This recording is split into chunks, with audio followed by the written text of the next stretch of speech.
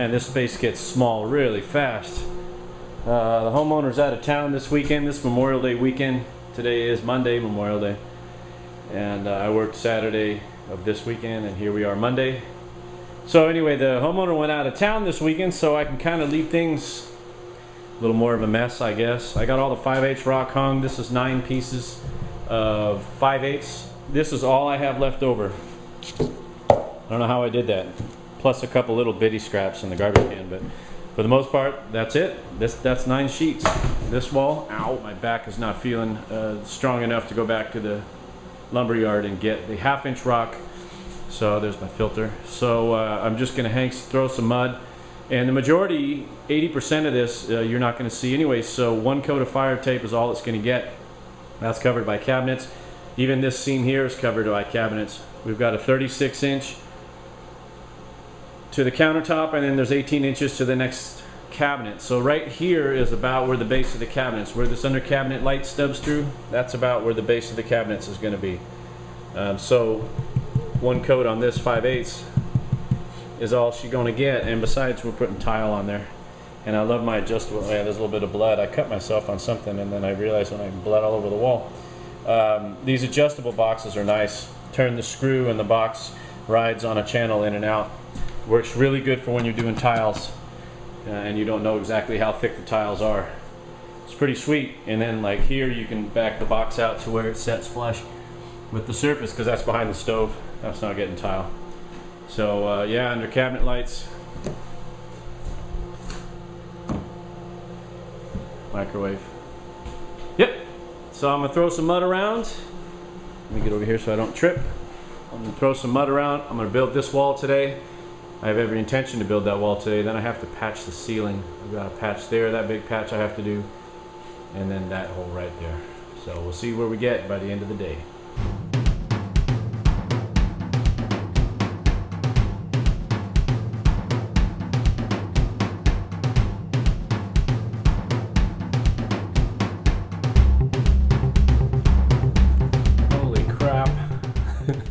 I made a mess.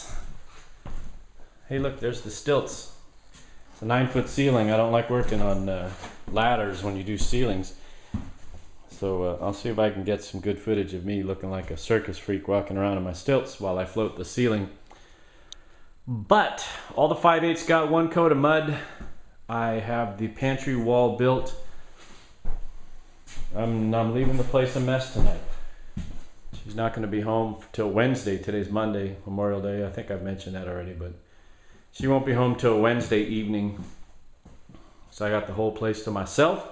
So I ain't cleaning up because I don't care. I'm tired. And there's no dog to get anything. She's boarded her dog and she's gone. So, boy.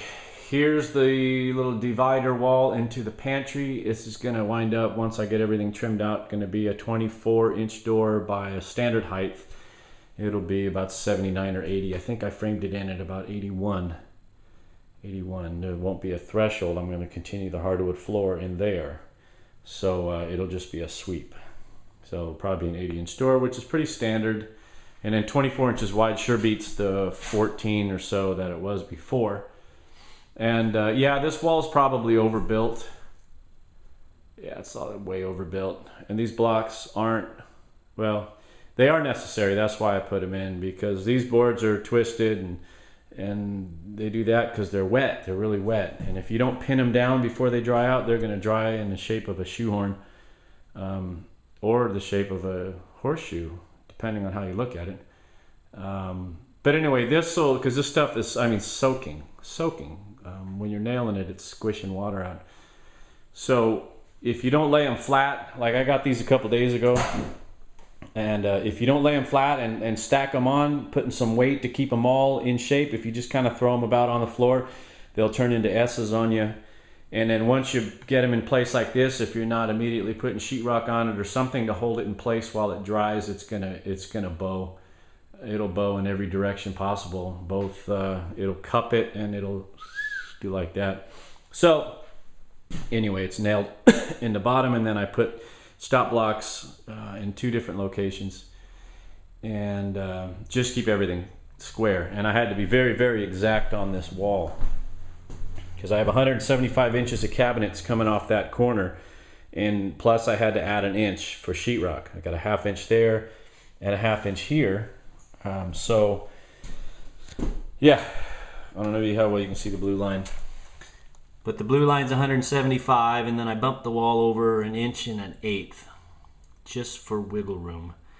So that gives me room to get cabinets in. I know it's probably way too tight than it needs to be, but that's just the way I got to play. And then I realized that I screwed up, but I can fix it. And let me back up here and I'll show you what I'm talking about.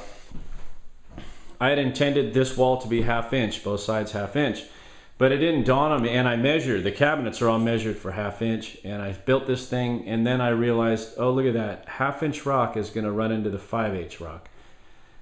Yeah, and this wall is of course visible.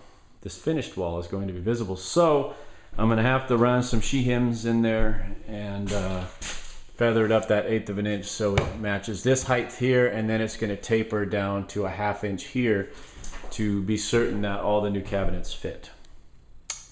Yeah, that's all right. It won't be noticeable, and shh, you guys don't say anything about it. The homeowner will never know. She'll never know. So we're doing rock on both sides, 1/2 inch rock on both sides. And before I left tonight, I had to nail the light switch box in place because there's about a 98% chance I would have put sheetrock on both sides of this wall tomorrow morning and completely forgotten about that light switch until it came time to mount that fixture, and then I'd have been a little frustrated. So I figure if I put the box in there, I'm not nearly in the mood to start drilling holes. Oh, I mean, it's 2 holes really. I'm gonna pop a hole in here, pop a hole in the top plate.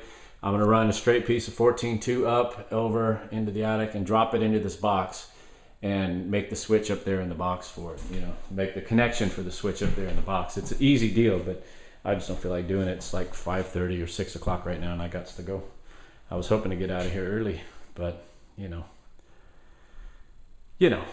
So, good day today, good productive day today. Monday, Memorial Day, tomorrow, Tuesday. I'll be back at it. We'll get the sheetrock, all the sheetrock done, all the taping done, the ceiling patched. I've got to patch that, and get this one done. And then tomorrow's Friday. Oh, I've got a meeting with a potential customer in the morning, so I probably won't be here till about 11 or 12. But that's all right. I'll whip this out. I'll whip it like a stuttering stepchild, and I'll get this base put in. Anyhow, I'll get it done. That's it. Let's go. I gotta go. Thanks for watching. See ya.